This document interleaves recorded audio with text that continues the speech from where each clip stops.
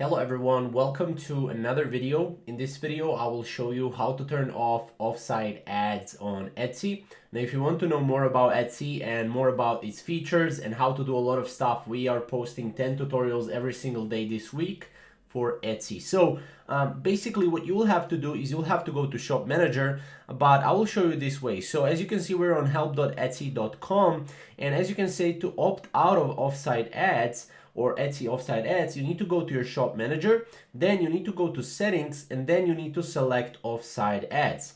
Now from there, you will have the option to stop promoting my products here. Then you need to confirm that you want Etsy to stop promoting my products, and then confirm stop promoting my products.